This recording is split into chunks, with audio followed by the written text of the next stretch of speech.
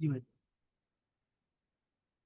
الحمدللہ والصلاۃ والسلام علی سیدنا رسول اللہ وعلی آلہ واصحابہ ومن والا۔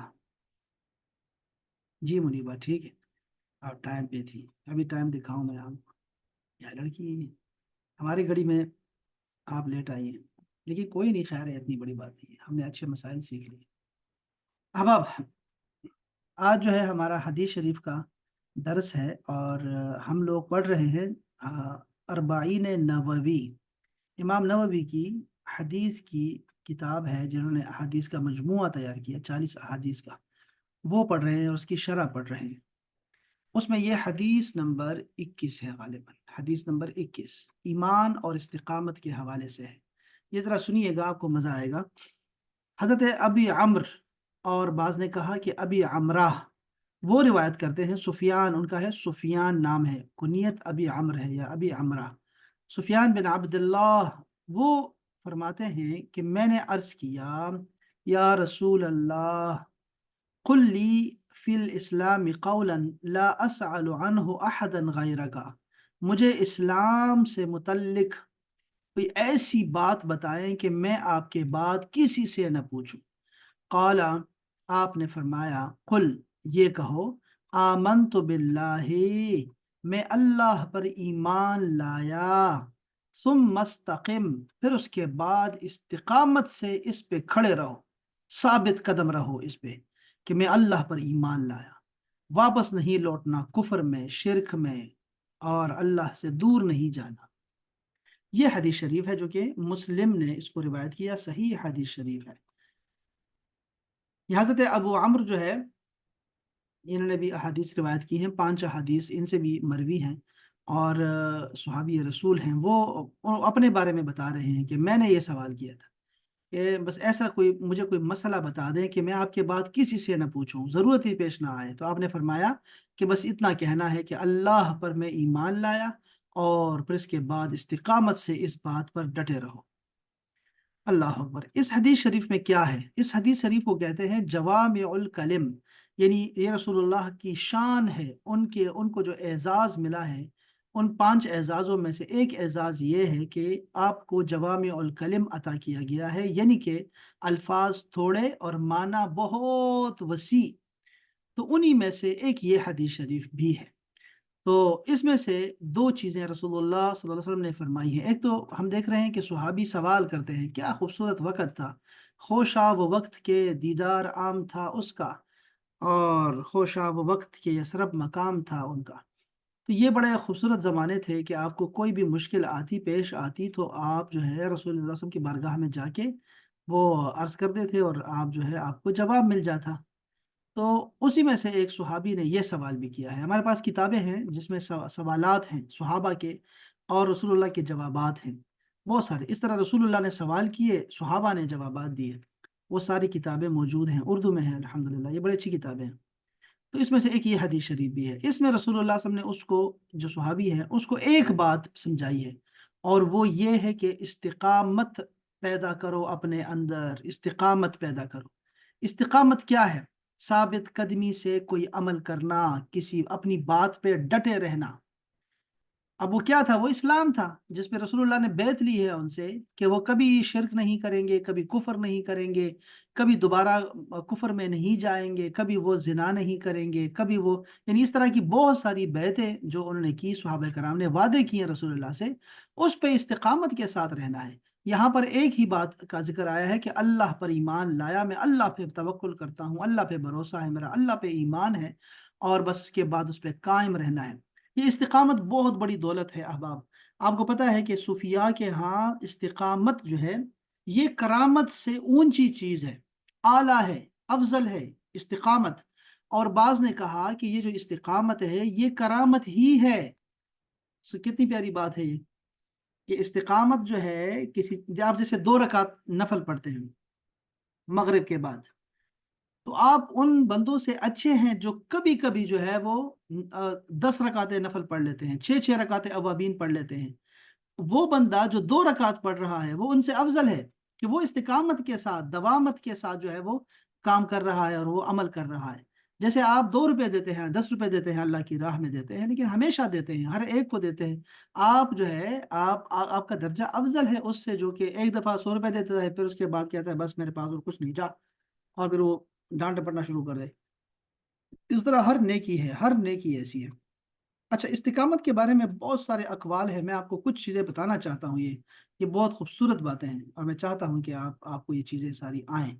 یہ ایک مقولہ ہے، جو میں نے کہا آپ کو، الاستقامت فوق الکرامہ، کرامتیں بہت ساری کرامتیں ہوتی ہیں نا، ان میں سے ایک کرامت یہ بھی ہے، بہت ساری کرامتوں میں سے، کہ بندہ استقامت کے ساتھ عمل کرتا ہے، بس کوئی بھی عمل ہو اس پہ استقامت رہتی ہے، یہ صوفیہ کا ایک درجہ ہے، یہ استقامت پہ رہنا۔ اور اس کی جو دلیل ہے اور شاہد ہے وہ یہ حدیث شریف ہے جو ہم نے ابھی سیکھی ہے، کہ آپ کو بتایا گیا کہ کیا کروں میں، تو آپ نے فرمایا استقامت پیدا کرو اپنے اندر، بس۔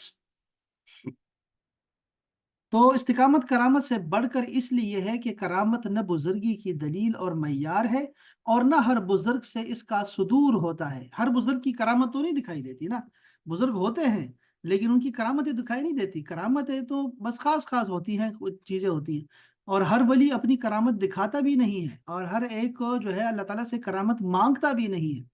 استقامت ہر کوئی مانگتا ہے، ہر کوئی، ہم بھی استقامت مانگتے ہیں، یہ جو ہم نماز میں کہتے ہیں اہدنا الصراط المستقیم، ہم تو آلریڈی نماز میں کھڑے ہوتے ہیں، تو ہم تو آلریڈی سیدھے راستے پر ہیں، صراط مستقیم پر ہیں، ہم رب سے کیا مانگ رہے ہیں؟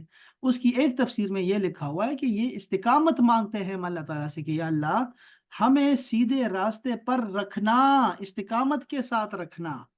تو ہم روزانہ مانگتے ہیں، اولیاء بھی ایسے ہی مانگتے ہیں۔ تو یہ جو کرامت ہے، کرامت بزرگی کی دلیل ہے، اور نہ ہی یہ ہر بزرگ سے اس کا صدور ہوتا ہے، لیکن استقامت یہ ولایت اور بزرگی کی دلیل بھی ہے، معیار بھی ہے، اور ہر بزرگ کے اندر اس کا پایا جانا ضروری بھی ہونا چاہیے، یعنی کہ ولی کی شرائط میں سے ایک یہ شرط بھی ہے کہ وہ پابند صوم و صلات ہو، اور استقامت کے ساتھ اللہ کی عبادت پہ اس نے کمر بندی ہوئی ہو، یہ اس کے شروط میں شامل ہے ولایت کے۔ تو پوری زندگی احکام شرعیہ کی اوامر اور نواہی کی پابندی کرنا، احکام شرعیہ پر عمل کرنے میں ہر طرح کی افراط و تفریط سے دور رہنا، اور اپنے اخلاق ظاہرہ اور باطنہ کو درست رکھنا، اور فکر اور عقائد کو پختہ رکھنا، یہ سب استقامت میں آتا ہے۔ یہ ایک فتویٰ تھا جو میں نے آپ کو بتایا، ٹھیک ہے جی۔ اب یہاں پہ انہوں نے بتایا کہ استقامت الانسانی، یہ امام راغب اصفہانی نے استقامت کی تعریف لکھی ہے، اور یہ علامہ راغب اصفہانی وہ ہے جن کے انہوں نے ایک لغات لکھی ہے، ٹھیک ہے، ایک ڈکشنری لکھی ہے جس کو کہتے ہیں مفردات القرآن، کہ قرآن کے الفاظ، اور وہ ہر مفسر جو ہے، ہر عالم محتاج ہے علامہ راغب اصفہانی کا، ہر بندہ، ہر مفسر، ہر عالم، وہ علامہ راغب اصفہانی کی یہ جو کتاب ہے نا مفردات القرآن، اس کو پڑھے بغیر وہ تفسیر نہیں کر سکتا ہوتا، اور جو یہ نہیں کرتا، نہیں پڑھتا، تو اس کو چیزوں کی سمجھ ہی نہیں آتی۔ یہ ذہن میں رکھیے گا ان کا نام، ٹھیک ہے، علامہ راغب اصفہانی، مفردات القرآن۔ اور ایک کتاب ہے جو میں ہمیشہ آپ کو ریکمینڈ کرتا رہتا ہوں، بڑی اچھی کتاب ہے، اس کا نام ہے مترادفات القرآن، وہ عبد الرحمن گیلانی صاحب کی ہے، مترادفات القرآن۔ وہ اس میں وہ کلمات ہیں، وہ الفاظ جمع کیے گئے ہیں جو قرآن مجید میں ایک چیز کے دو نام لیے گئے ہیں، جیسے پہاڑ کے مختلف 2 نام ہیں، رات کے مختلف 2 نام ہیں، 3 نام آئے ہوئے ہیں، تو اس طرح کے نا وہ کہتے ہیں کہ اس میں فرق کیا ہے، جیسے دل کے 3 نام آئے ہوئے ہیں، تو کیسے پتہ لگے گا کہ کون سا کس کے لیے، کس حصے کے لیے ہے؟ تو اس میں وہ بتاتے ہیں ایک ایک جملے میں، ایسا نہیں ہے کہ بڑی کتاب ہے، نہیں، بس ایک لفظ دیں گے، جیسے قلب ہے، فؤاد ہے، یہ قلب اور فؤاد میں فرق کیا ہے، آپ کو ایک لائن میں بتا دیں گے بس، کہ یار اس کا یہ معنی ہے، اس کا یہ معنی ہے۔ بڑی پیاری کتاب ہے مترادفات القرآن، میں کئی دفعہ بھیج چکا ہوں آپ کے گروپوں میں، پھر بھی بھیجوں گا آپ کو، بڑی اچھی کتاب ہے، ہر ایک کے پاس ہونی چاہیے۔ تو علامہ راغب اصفہانی فرماتے ہیں کہ استقامت کیا چیز ہے، وہ کہتے ہیں انسان کی استقامت یعنی اس کا سیدھے راستے کے ساتھ پوری طرح چمٹ جانا، بس سمجھ گئے، سیدھا راستہ اللہ پاک نے آپ کو دکھا دیا، بس چمٹ جاؤ، قرآن ہے، صراط مستقیم ہے، رسول اللہ ہے، آپ کو سنتوں کا علم ہے، قرآن کا علم ہے، چمٹ جاؤ اس کے ساتھ، اس کو کہتے ہیں استقامت۔ کتنی پیاری تعریف کر دی، بس हाँ बस ये याद रखो यार, ये नहीं भूलनी। दूसरे फरमाते हैं, अल्लामा इब्न हजर अस्कलानी फरमाते हैं कि यानी इस्तिकामत का रास्ता इख्तियार करो, इसमें अल्लाह ताला के अहकामात को बेएतबार फेल और तर्क बजा लाने की तरफ इशारा है। कि अल्लाह ने कहा है ना कि ये काम करो तो वो करना है, और जिससे कहा ये नहीं करना तो वो नहीं करना, इसको इस्तिकामत बोलते हैं। और इमाम नववी ने फरमाया, जिनकी किताब हम पढ़ रहे हैं, वो कहते हैं कि उलमा ये कहते हैं, इमाम अल्लामा नववी फरमाते हैं कि उलमा यानी हमारे अकाबिर फरमाते हैं कि इस्तिकामत का माना है कि अल्लाह की इताअत से चिमटे रहना। सुभान अल्लाह ताला। और अल्लामा बेज़ावी तो कमाल कर देते हैं, फिर वो तो इतना लंबा कर देते हैं। सुभान अल्लाह ताला।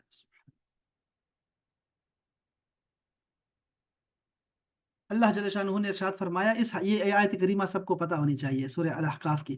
फरमाया अल्लाह पाक ने, इन्नल लज़ीना क़ालू रब्बुनल्लाह। अब ये जो हदीस शरीफ है सेम यही है।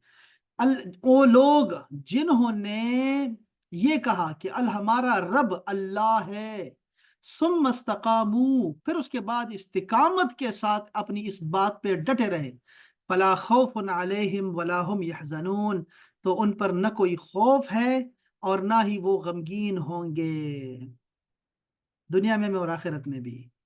सुभान अल्लाह ताला। ये वही हदीस हम जो अभी पढ़ी हम लोगों ने। एक और भी है हदीस, ये आयत करीमा इसी हवाले से, इन्नल लज़ीना क़ालू रब्बुना अल्लाह, वो लोग जिन्होंने ये कहा कि हमारा रब अल्लाह है, तो यकीनन फिर उसके बाद जब वो सुम्म इस्तकामू, फिर उसके बाद अगर वो इस पे इस्तिकामत के साथ डटे रहे, तो क्या होगा, ततनज़्ज़लु अलैहिमुल मलाइका, तो अल्लाह ताला उन पे फरिश्तों का नुज़ूल फरमाएगा। देखा आप लोगों ने, मोमिन बंदों पे मलाइका का नुज़ूल होता है।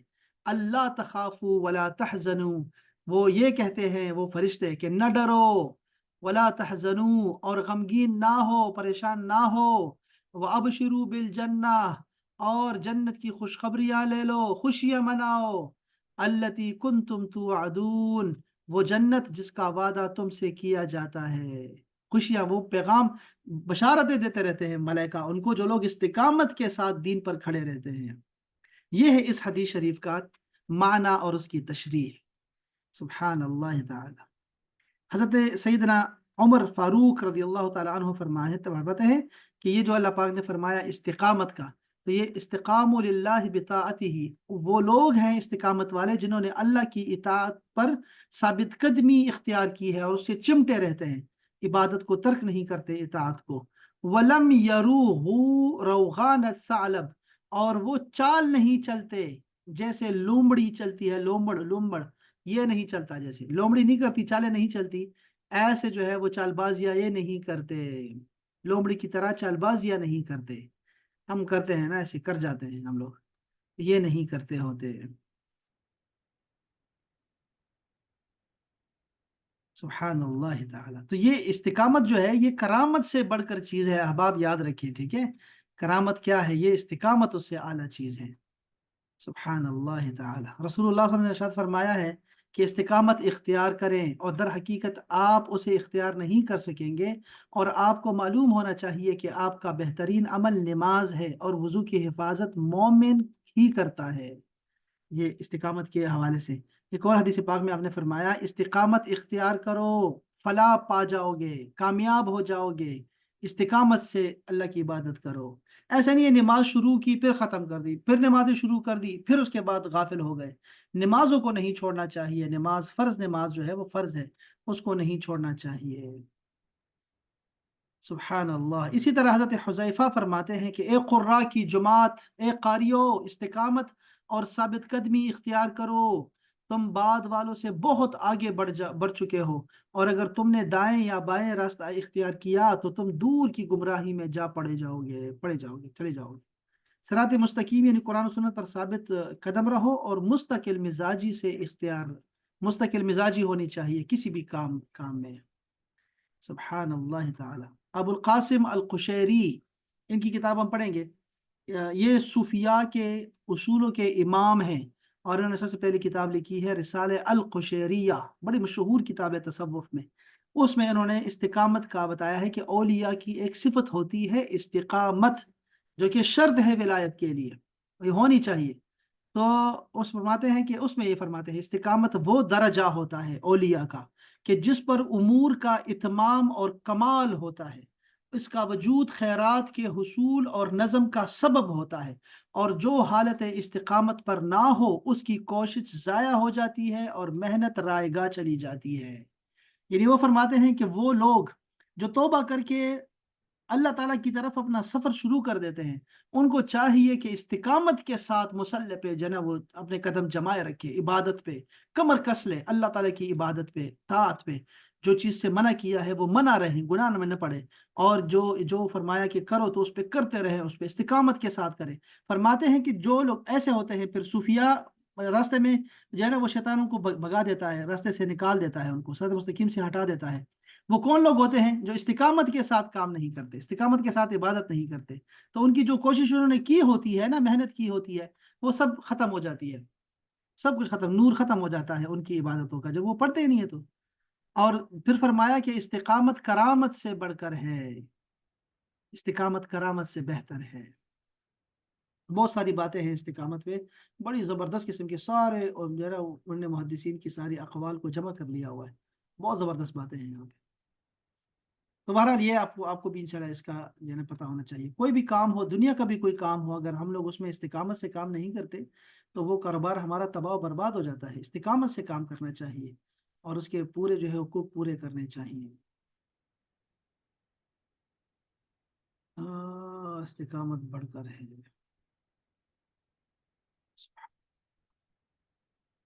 चलो इतना काफ़ी है इसमें, आगे चलता हूँ मैं, इधर आपको और बताता हूँ।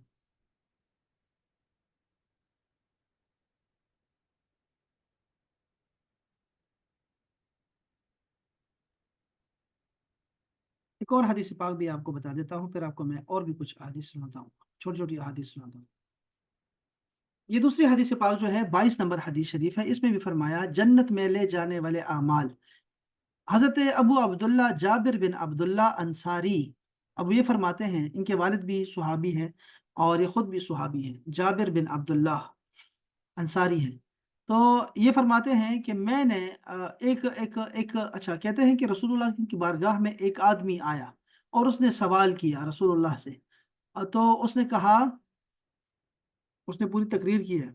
वो कहते हैं, अराइता, आपकी क्या राय है, आप क्या बताते हैं इस बारे में कि इज़ा सल्लैतुल मकतूबाती, कि अगर मैं फ़र्ज नमाज पढ़ लिया करूं, व सुम तो रमज़ान, और मैंने रमज़ान के रोज़े भी रख लिए, व अहललतुल हलाल, और मैंने हलाल को हलाल जाना, व हर्रमतुल हराम, और मैंने हराम को हराम माना, यानी मैंने दोनों पे काम किया, वलम अजिद अला ज़ालिका शैअन, और इसके अलावा मैंने कोई और काम नहीं किया, कोई इस पे ज्यादा मैंने इताअत नहीं की, मैंने क्या किया, नमाज पढ़ी, रोजे रखे, हलाल और हराम को पहचाना और उस पर अमल किया, तो ये क्या, ये जो मैंने अमल किया इस पे ज्यादा मैं कुछ नहीं करूंगा, तो अदखुल अल जन्ना, क्या मैं जन्नत में दाखिल हो जाऊंगा, क्या ये अमाल मुझे जन्नत में दाखिल करवा देंगे?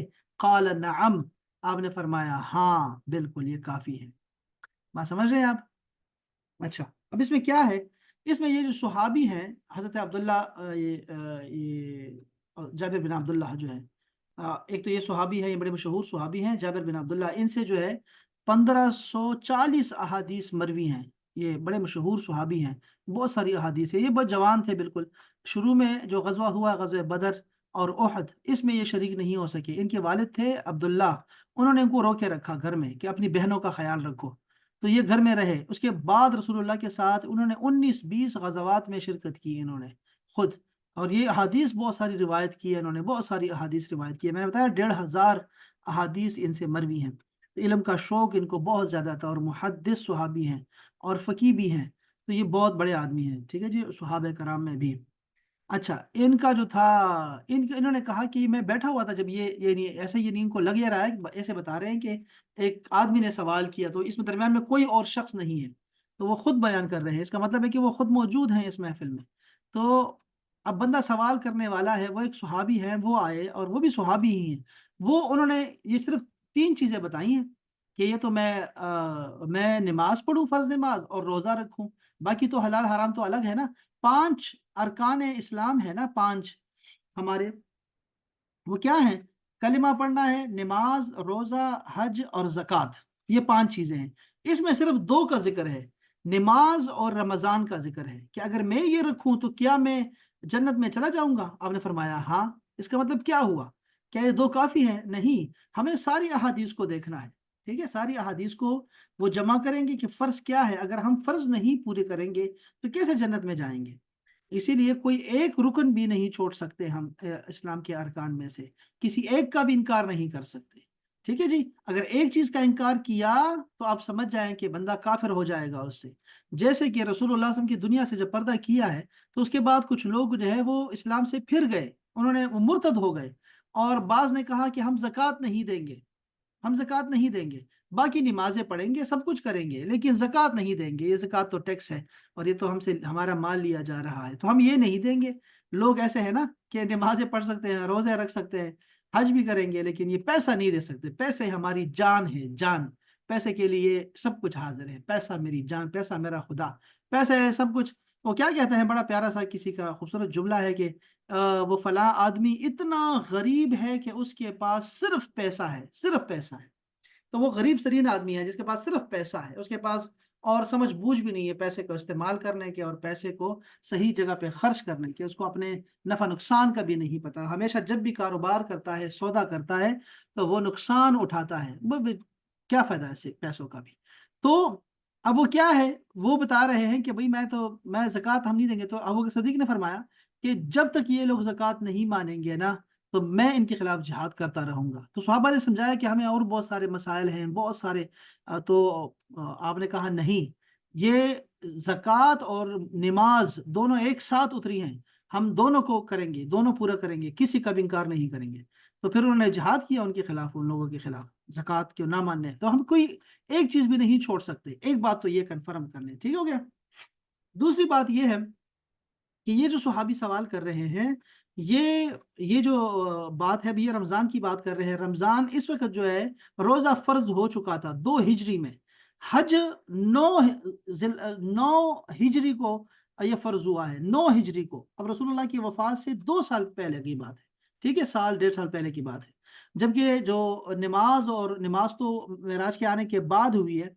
और ये जो था अपना रमजान जो था, ये रमजान 2 हिजरी में हुआ है। और जिहाद भी साथ में आ गया, जिहाद भी आ गया साथ ही, जक़ात भी इसी साल आई, फर्ज हुई है। लेकिन ये सुहाबी जो सवाल कर रहे हैं, रसूलुल्लाह ने जो जवाब दिया है, ये इस सुहाबी के हालात के मुताबिक जवाब दिया है, जैसे रसूलुल्लाह की आदत थी। तो हो सकता है कि ये सुहाबी इस पे ज़कात फर्जी ना हो, चूंकि नमाज और रोज़ा रखना हर अमीर गरीब पर है, लेकिन ज़कात देना तो निसाब वाले को फर्ज है, जिसके पास होगा उतना उतना माल। और हज भी हर एक पे फर्ज नहीं है, अमीर पर फर्ज है जिसके पास इस्तिताअत हो जाने की। तो इसीलिए हो सकता है रसूलुल्लाह ने ईमानदार तो वो थे ही, मोमिन तो वो थे ही, ऑलरेडी कलमा तो वो पढ़ रहे थे। तो 2 चीजें रह गई फिर, नमाज और रोजा। तो आप वो इसलिए कह रहे हैं कि मैं नमाज और रोजा अगर कर लेता हूं तो क्या मैं जन्नत में चला जाऊंगा? जक़ात नहीं दे सकता, हज नहीं कर सकता।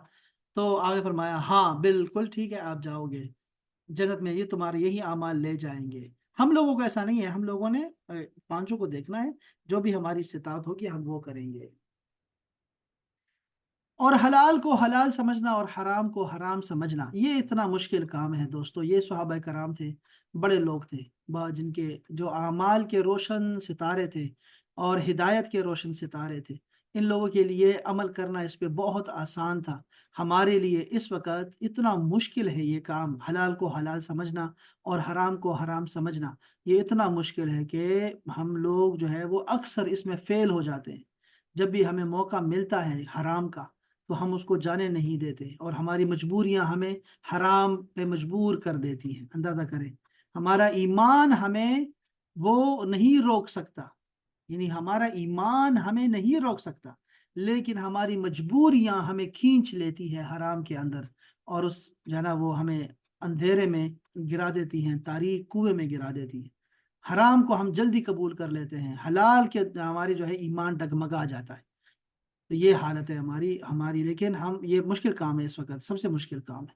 और इसके लिए हमसे रोजाना सवाल होते रहते हैं, उलमाए कराम से डेली बात से सवाल करते हैं लोग कि ये जायज़ है कि नहीं, ये फलां जायज़ है कि नहीं। आज एक मसला ऐसा भी आया था, और मसला क्या था, वो मसला भी बताता हूँ आपको। मसला ये था कि ये बाहर जाने के लिए स्टूडेंट वीज़ा के लिए भी बैंक स्टेटमेंट की ज़रूरत है। तो कुछ कंपनियां हैं जो कि बैंक स्टेटमेंट जो है वो अलो करती है, वो देती है आपको और आपसे कुछ परसेंटेज ले लेती है, कुछ पैसे लेती है। आपका बैंक स्टेटमेंट जो है वो शो करा देती है कि ये फला फला का है। तो उस पे जो है वो क्या परसेंटेज देना, उनको कुछ पैसे देना, ये जायज़ है कि नहीं। अब उसको तो मैंने कहा कि ये जायज़ है, चूंकि ये तो खुद उन्होंने पाबंदियां लगा दी हैं। ऐसे ही उन्होंने अपनी तरफ से पाबंदियां लगा दी, बैंक स्टेटमेंट दिखाएं। और तो एक तो ये है, दूसरा ये है कि ये जो बैंक स्टेटमेंट है ये आपको कर्जा नहीं देते, यानी ये कर्जा नहीं है।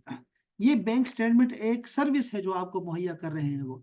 तो बैंक स्टेटमेंट देना ये जो है वो आपको एक सर्विस दे रहे हैं, तो सर्विस के बदले में आप उनको पैसे दे रहे हैं, तो वो जायज़ है उसके लिए। लेकिन जितने भी फतावाजात हैं हमारे पास किसी भी मकतब फ़िक्र के, उन सब ने इसको हराम लिखा है। सब ने कहा ये हराम है, ये झूठ है, धोखा है, फरेब है। और ऊपर ये है कि ये सूद में भी आता है, क्योंकि ये कर्ज है और कर्ज पे आप पैसे नहीं ले सकते। सब ने मना किया है इस मसले पे। तो वैसे मैं आपको ये बताना चाह रहा हूँ कि जैसे ये मसला आया ना हमारे पास ऐसे ही, तो ये चाहते हैं कि उलमा हमें ना हराम को ना हलाल बताएं हमें।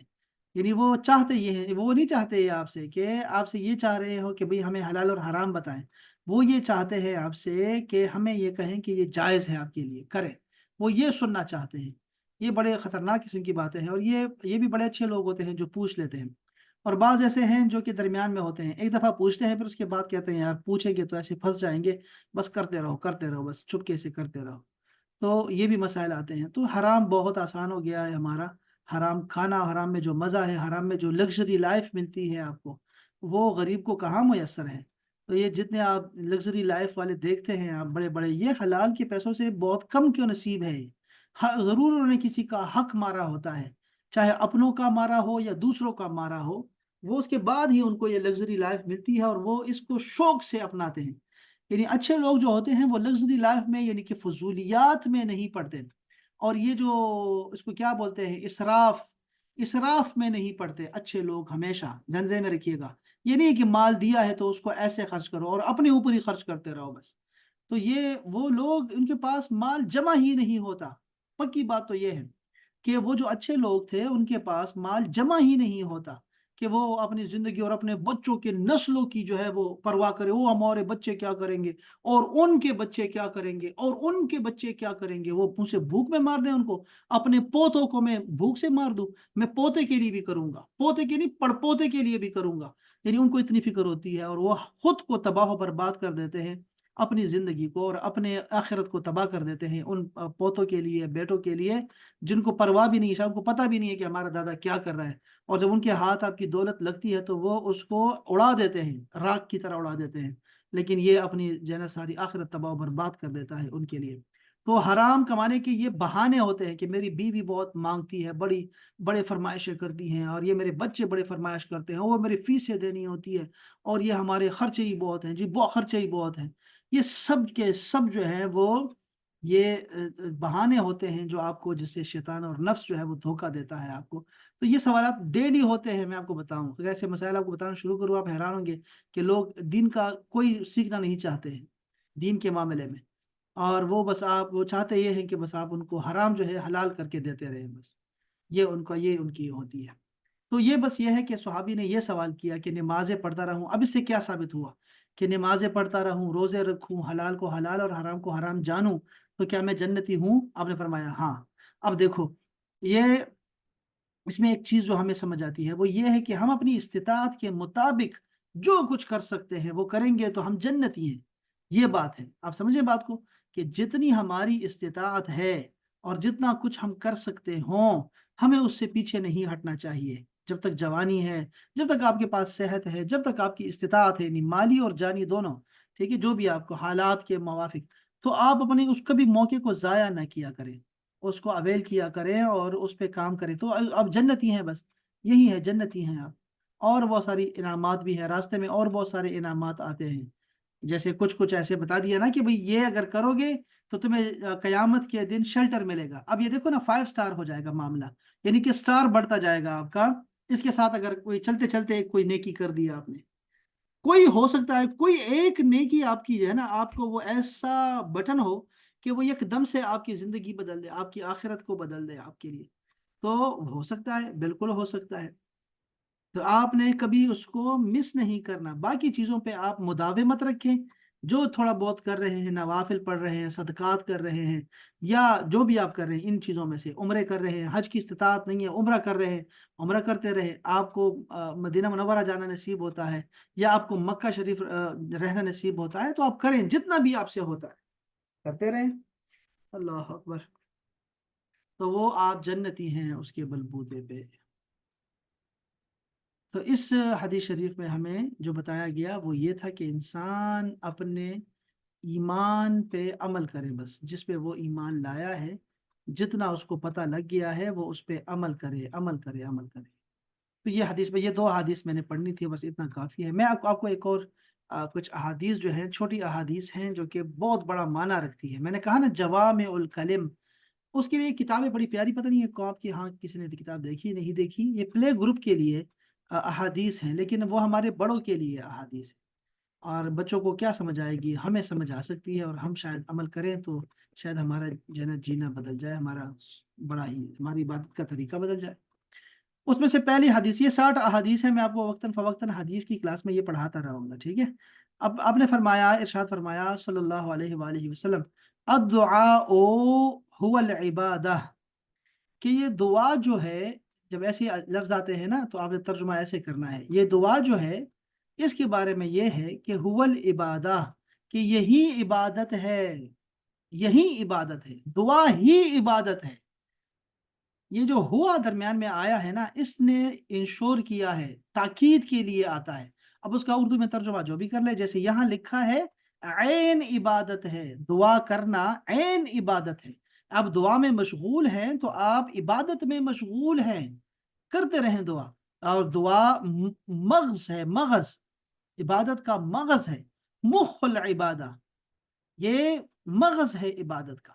तो दुआ है, दुआ रसूलुल्लाह की सुन्नत है। कुरान मजीद ने हमें बहुत सारी दुआएं सिखाई हैं। रसूलुल्लाह सल्लल्लाहु अलैहि वसल्लम ने हमें तो सोने और जागने की दुआएं भी बताई हैं, सीढ़ियां चढ़ने की दुआ फरमाई, हमें सिखाई हुई है, लिफ्ट में चढ़ने का, उतरने का, हमें जहाज में जब उठ रहे हैं, टेक ऑफ कर रहे हैं, लैंडिंग के वक्त, सबकी दुआ सिखाई हुई है हमें। ये सारी दुआएं हमारे पास है। आपको खाना खाना है, पानी पीना है, सबकी दुआएं आपके पास है, दूध पीना है, आप कपड़े पहन रहे हैं, हर एक की दुआ आपके पास है, मौजूद है। क्योंकि हमारे रसूल ने हमें वो कुछ दिया है जिससे हमारी दुनिया भी अच्छी हो जाती है और हमारी आखिरत भी उसी से जो है वो कामयाब है। तो ये दुआएं करना ये ऐन इबादत है। अल्लाह ताला इसी से तो खुश होता है कि आप आजिज़ी कर रहे हैं, इनकिसारी कर रहे हैं, और अपने आप को अल्लाह की बंदगी में दे रहे हैं। यही तो बंदगी है। तो दुआ जो है यही इबादत है। और मैंने आपको कहा, एक अर्ज किया था कि मुनाजात आप वो भी किया करें कि अल्लाह ताला से गिड़गिड़ा के दुआएं करें, बातें करें अल्लाह ताला से दुआ में। तो वो आपको ज्यादा, आपको इससे सुकून मिलेगा, करार मिलेगा आपके दिल को, और आपको बड़ा मजा आएगा उसका, मुनाजात का। अल्लाह ताला से बहुत सारी दुआएं करें। तो ऐसे ना दूर दूर से आया करें, दूर दूर से दुआ की तरफ आया करें, एकदम से ना क्या कि मुझे गाड़ी दे दो या अल्लाह, या अल्लाह मुझे गाड़ी दे देना, एक अच्छी गाड़ी दे देना। अब गाड़ी दुआ मांग सकते हैं, इसमें कोई हर्ज नहीं है, कोई हर्ज नहीं है। आप गाड़ी अल्लाह ताला से मांगे आप। और यही तो सवारी होती है। अल्लाह पाक रसूलुल्लाह ने फरमाया कि जिसके पास अच्छी सवारी हो, ये अल्लाह ताला की तरफ से खुशबख्ती है उस बंदे की, अल्लाह ताला की तरफ से नेमत है अच्छी सवारी का होना। और भी आपने साथ में लिस्ट में आपने और चीज़ें भी डाली, उसमें ये सवारी का भी है। तो आप सवारी मांगे रब ताला से, दुआ कर सकते हैं, इसमें तो कोई बात नहीं बुरी। आप अल्लाह से कहें कि मुझे गाड़ी दे। लेकिन अब मैं आपसे ये कहना चाहता हूँ कि आप मुनाजात किया करें, यानी दुआ को सरगोशी में ले जाएं, जरा दूर से आकर आखिर में बताएं कि गाड़ी चाहिए। यानी आप बताएं अल्लाह ताला को कि अल्लाह ताला इस दौर में ये गाड़ी की क्या अहमियत है, क्या अहमियत है मेरी जिंदगी में, गाड़ी की क्या अहमियत है, और ये हो तो क्या फायदा है, मुझे क्या क्या फायदे हो सकते हैं, और ये ना हो तो क्या क्या नुकसानात हैं। इसीलिए जो है मुझे गाड़ी चाहिए, गाड़ी मिल जाए तो जो है ना वो बहुत आसानी हो जाएगी। तो आपने अल्लाह ताला से लंबी लंबी बातें करनी है। ये है दुआ का तरीका और मुनाजात का तरीका। इसी तरह इसको आप बस, आप अल्लाह ताला से बातें करना आपकी आदत बन जाएगी। दूसरी हदीस शरीफ जो है उसमें वही हदीस पाक है जो हमने वो पढ़ी है, एक सहाबी जिसने अर्ज किया, या रसूलुल्लाह मुझे कोई नसीहत फरमाए। तो आपने फरमाया ला तगदब, एक ही लफ्ज में, कि गुस्सा ना करो, बला गुस्सा नहीं करना। جیسے یہاں صحابی کو بتایا نا کہ استقامت اختیار کرو، استقامت، اب بڑی چیز بتا دی. اسی طرح ایک صحابی کو یہ فرما دیا غصہ نہ کیا کرو. اب یہ سائل کا جو بھی اس کا سٹیٹس تھا، جو بھی اس کیفیت میں ہوتا ہے وہ سوال کرنے والا، رسول اللہ نے اس کی اصلاح کرنے کی کوشش کی ہمیشہ. تو فرمایا غصہ نہ کرو. اس نے پھر سوال کیا، آپ نے پھر فرمایا کہ غصہ نہ کیا کرو. پھر پوچھا کہ مجھے کوئی نصیحت، آپ نے فرمایا غصہ نہ کرو. تو یہ ایک بڑا خوبصورت سا جامع ایک قسم کی دعا ہے جو آپ نے اس کو بتائی کہ یہ تم نے غصہ نہیں کرنا، بس اس پہ آپ ڈٹ جاؤ، سب کچھ ٹھیک ہو جائے گا. غصہ نہیں کرنا. یہ غصہ جو ہے ہمارے دوستوں کو ہم سے دور کر دیتا ہے، اپنوں کو دور کر دیتا ہے، کوئی ہمارے قریب نہیں آتا ہماری بد مزاجی کی وجہ سے. یہ غصہ آپ کو بیمار کر دیتا ہے، آپ کی بی پی کو بڑھا دیتا ہے، بیمار کر دے گا آپ کو یہ غصہ. یہ غصہ ہی ہے جو دوسروں کی غلطیوں کی سزا ہم خود کو دیتے ہیں غصے کی شکل میں. غلطی دوسرے کرتے ہیں اور بے وقوفی دوسرے کرتے ہیں، اور ہم لوگ اپنے آپ کو سزا دیتے ہیں غصہ کر کے. تو غصے سے کوئی فائدہ نہیں ہوگا، ورنہ آپ رسول اللہ کو بہت غصہ دیکھتے، لیکن رسول اللہ نے ہمیشہ ٹائم پہ غصہ کیا ہے، جہاں ضرورت تھی وہاں غصہ کیا ہے. اس کے علاوہ سب سے زیادہ متوسم الوجہ، اللہ پاک نے خود گواہی دی قرآن مجید میں کہ یہ آپ کے ارد گرد جو صحابہ کا جم گٹا ہے، اس کی وجہ ایک آپ کا خوش مزاج ہونا ہے، کہ آپ جو ہے وہ سخت دل نہیں ہے. اور جس طرح ہوتا ہے نا ہمارے ہاں لوگ ہوتے ہیں بھئی میں تو بڑا بس کہہ دیتا ہوں، جو دل میں ہے وہ کہہ دیتا ہوں، یہ منہ پھٹ ہوتے ہیں نا. تو اس طرح کے لوگ جو ہے لوگ پسند نہیں کرتے، ان کے دوست بہت تھوڑے ہوتے ہیں. ان کو ایسا نہیں کرنا چاہیے، ہر چیز ضروری نہیں کہ زبان پہ آئے، دل میں بھی رکھنی چاہیے کچھ چیزیں. تو غصہ نہیں کرنا، غصے کے بارے میں ہم نے ایک تفصیل سے بات کی تھی. اس پہ آخری بات جو تھی وہ یہ تھی کہ لا تحاسدو، بلکہ اس کے بعد ایک اور حدیث بھی سناتا ہوں. لا تحاسدو جس طرح کی شیپ ہے نا اس کی لفظوں کی، لا تحاسدو، اس سے مراد یہ ہے کہ آپس میں حسد نہ کیا کرو. لا تحاسدو، یہ اس طرح کے جو لفظ ہوتے ہیں اس کا معنی ہوتا ہے آپس میں. تو آپس میں حسد نہ کیا کرو. یہ بڑی اب مصیبت یہ ہے کہ جو ہمارے پیارے ہیں، جو ہمارے قریبی ہیں، جو ہمارے دوست ہیں، رشتہ دار ہیں، سب سے زیادہ حسد انہی میں پایا جاتا ہے. یہ کتنی بد نصیبی کی بات ہے کہ آپ اپنی کسی نعمت کو، کسی خوشی کو اپنے دوست بھائی سے شیئر کرتے ہیں اس نیت سے کہ یہ خوش ہوگا میری اس کامیابی پہ، اس نعمت پہ، یا جو کچھ بھی مجھے اچیو ہوا ہے. اور وہ پاگل جو ہے اگلا بندہ وہ حسد کرنا شروع کر دیتا ہے، اور حسد وہ ساری نیکیوں کو جلا دیتا ہے اس کے. تو یہ حسد جو ہے یہ بڑی خطرناک چیز ہے.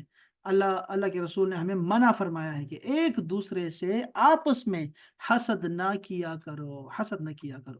اور یہ قرآن مجید کی آیت مبارکہ میں بھی ہے نا، وَمِن شَرِّ حَاسِدٍ إِذَا حَسَدَ، ہمیں یہ ہر مغرب کو پڑھنے کا حکم ہے، ہر سونے سے پہلے اس کو پڑھنے کا حکم ہے ہمیں.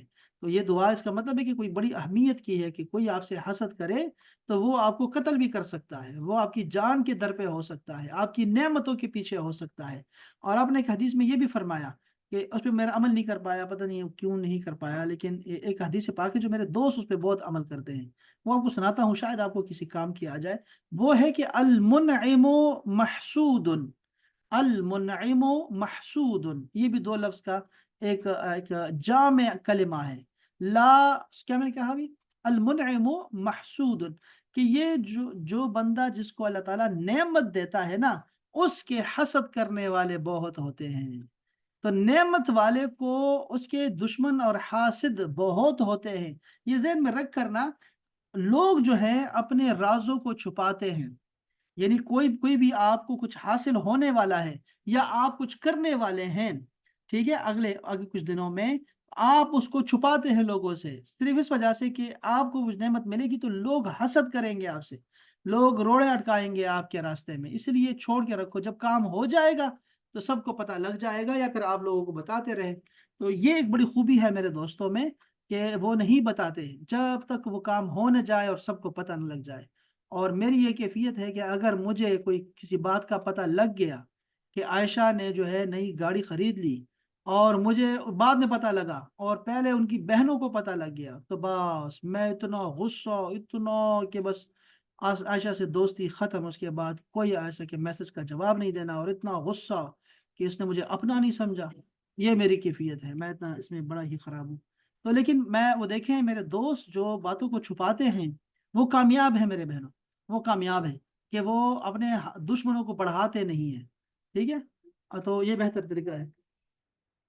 کیا کرے بچے سے؟ بولے بچے میں نے بس تو یہ کم زمان تک نہیں کرنا سبق تے سبق 2 گھنٹے سبق شام سے بچو شام